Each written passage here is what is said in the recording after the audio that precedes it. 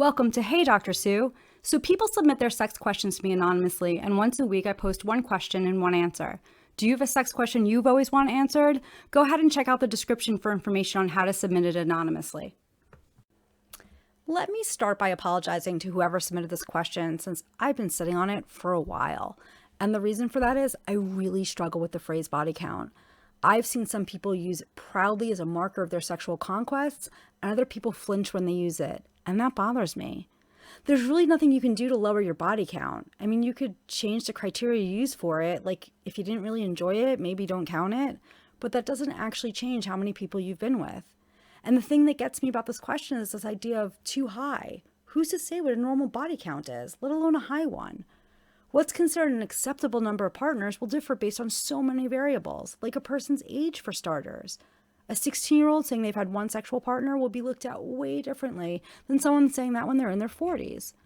Other things will also impact what's considered acceptable for number of sex partners, like what country the person lives in, whether or not they're currently enrolled in college, whether or not we're still in the middle of a pandemic. Seriously, it can be a really long list of things.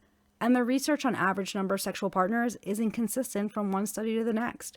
One reason for this is because it's based on self-report. Do you think people are honest when asked about number of sexual partners? Another reason why the numbers vary is that the studies don't always define what a sexual partner is. What would your number be if I asked how many people you've done any kind of sex play with?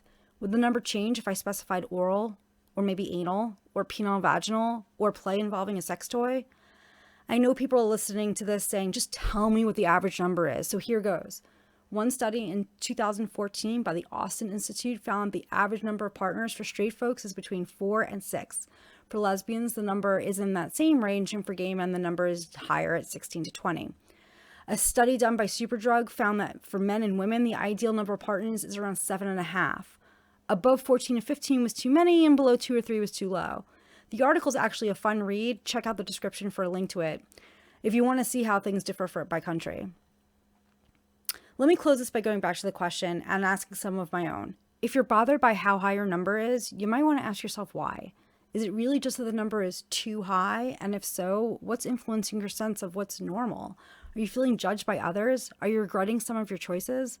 Figuring out why your number is bothering you is really important to help you become more comfortable with the sexual decisions you make for yourself for today and for the future. Until next time, be safe and have fun. Did you like that video? Check out the description to find out about other ways to contact me, including Instagram, Twitter, and Substack. And remember to like and subscribe.